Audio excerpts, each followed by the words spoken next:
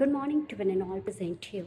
Today, I, Divya, stand before you to discuss some important point which we are facing in our daily life. A first question arises.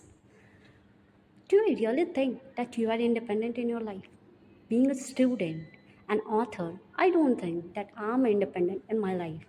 Still, for everything, I'm dependent for someone. Even I think that uh, I don't have a power of putting my own thoughts also. If I used to do it, I used to face the obstacles in our life. So, is this type of independence we talk? For this type of independence, we celebrate 15th of August every year. Do we really think that it is right? According to me, no, it's not right. So I think and I tell that independence means we have the freedom to do anything, to take to take own decision, to fight for the rights, and people will support us.